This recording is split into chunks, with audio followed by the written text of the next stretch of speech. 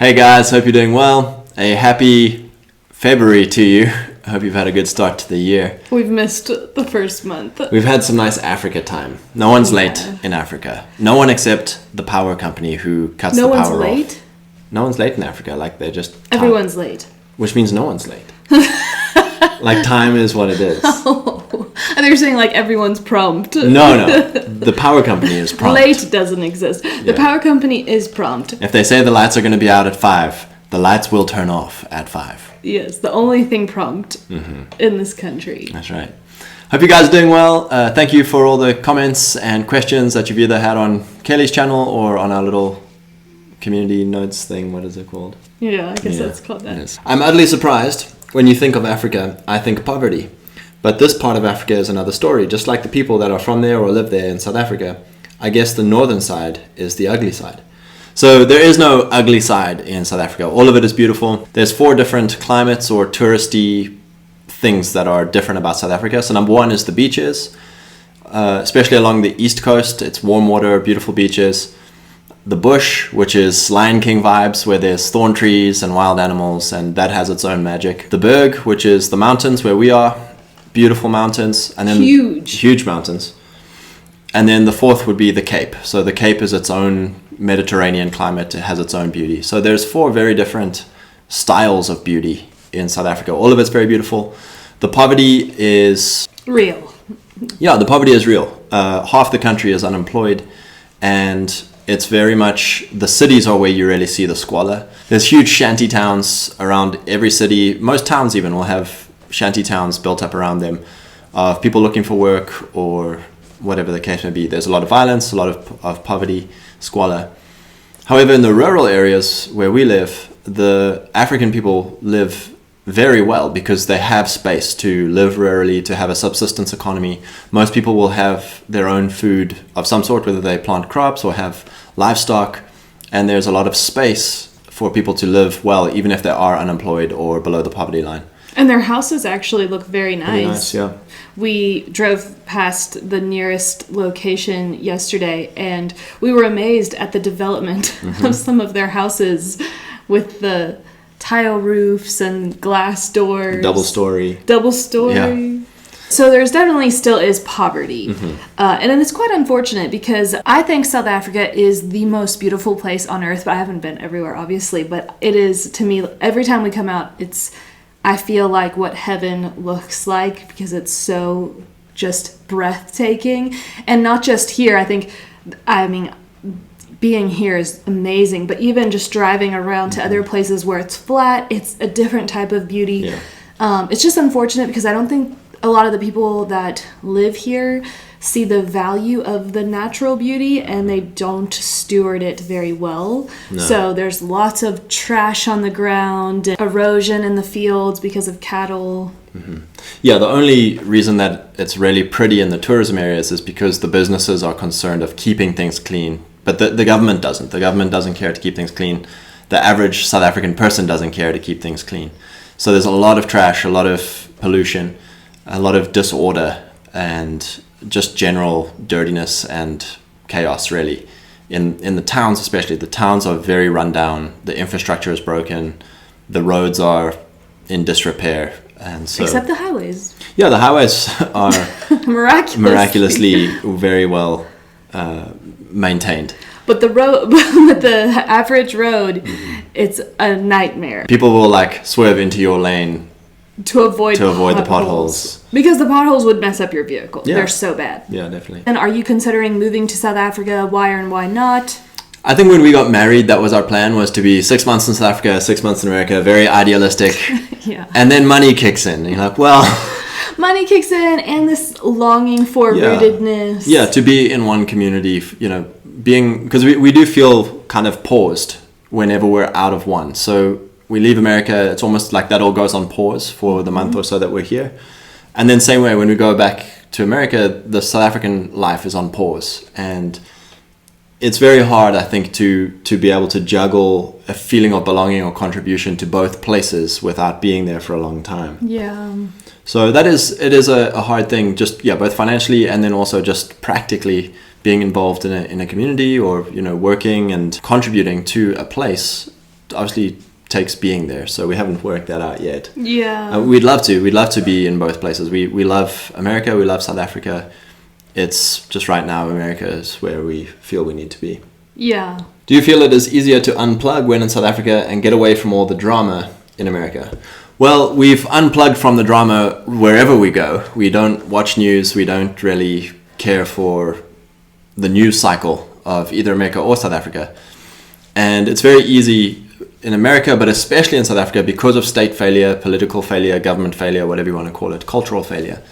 It's very easy to get in a doom spiral or a despair spiral. Every time I come back, I have to prepare myself to not be angry, to not be sad, to not be disappointed, and just realize that it is what it is. So what is the future? What are we building?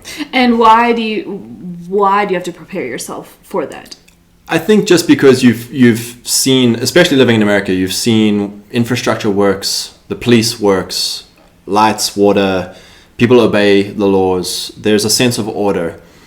And then you come back to South Africa and it's totally not that. It's the complete opposite. There's lawlessness. There's a breakdown of infrastructure, a breakdown of law and order. There's no police service. In fact, the police are actually most of the times corrupt and a part of crime.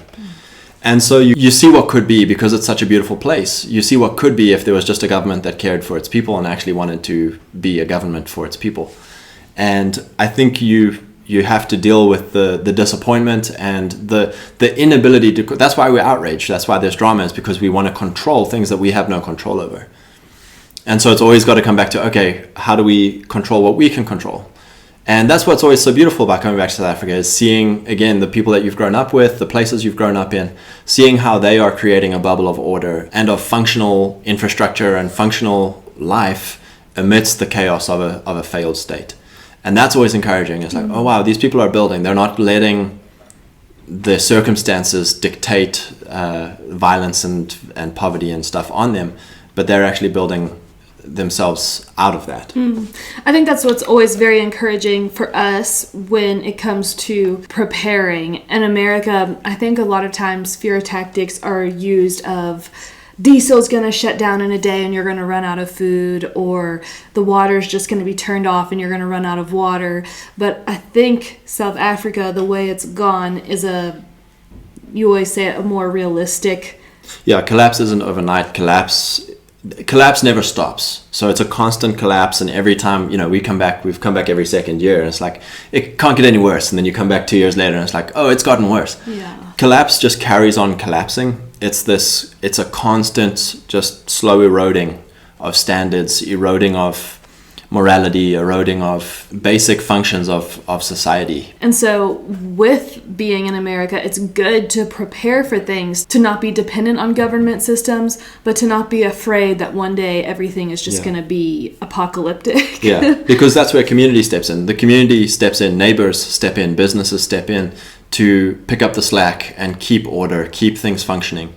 And so that is what's so encouraging about being in South Africa, is seeing how people are ahead of the collapse, are keeping life going. And it's not easy, but it's definitely a very meaningful life for people here. Being here, you can feel their grittiness for life. Like, they're not used to just a comfortable life, just being comfortable. There's deep meaning to, because everything feels hard. Yeah. It's all about survival here. Yeah. Where it's all about comfort primarily still. In America. Like the goal is, people will get upset if their Amazon package doesn't come in time, whereas here it's like you're happy if a package comes at all. Yeah.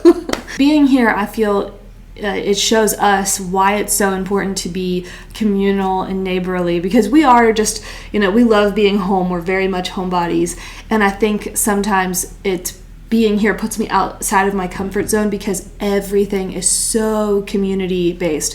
We basically are in community every single day, and there's a lot of joy and fulfillment in that unless I'm forced into that, I could easily just be home all the time and just do my own thing, focus on my own thing. But life here is very communal, very neighborly. Does it feel like a vacation in South Africa or like a second home? Also, when you get back home, do you wish you could go back sooner, or are you just glad to be back in America? I think in a way there's the excitement of the vacation. We enjoy traveling. We enjoy... This is our only vacation. Yeah, we don't take vacations or go anywhere really. I mean, we enjoy our life so much both places. When we're here, we hardly ever leave. And when we're in America, we hardly ever leave because we love our own places. We love our own homes. So this is a big vacation for us. If you want to call it that. If you want to call it that. But at the same time, it's very meaningful.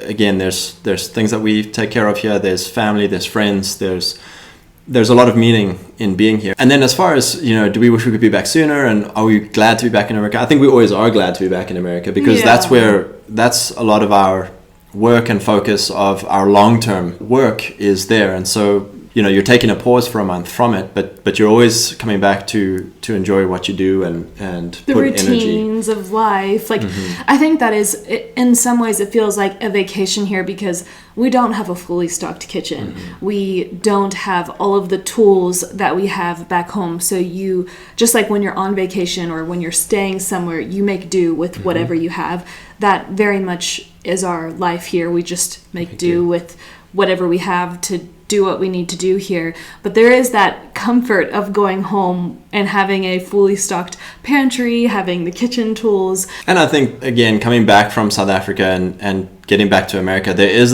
this again, a reverse culture shock for me of coming back into law and order, coming back into cleanliness, coming back into civilization where, again, there's safety, there you can switch off the situational vigilance. There isn't as much survival mindset needed in America, and so it is a lot more peaceful. Yeah, it's maybe a lot more peaceful. Yeah, we actually had a man. He commented on our video saying something about how he would never come to South Africa because he doesn't have the situational awareness needed to be here. And what are your thoughts on that? Yeah, I think if you want to be a tourist in South Africa, the way to do it is have your whole trip planned with the hotels, the tour groups, the safaris, whatever you want to come and do. Just make sure you're not freewheeling it or being a backpacker and show up and do your own trip. There's definitely a wisdom or a street smarts. There's certainly a huge element of opportunism when it comes to crime. And the cities especially, there's just so much crime. And Johannesburg, especially, which is where you'll probably land. I mean, not only in Johannesburg, I think Durban's like number 4 really? in the whole country. Wow. I think Maritzburg might be like number 1. Yeah, who knows? I mean, it might be.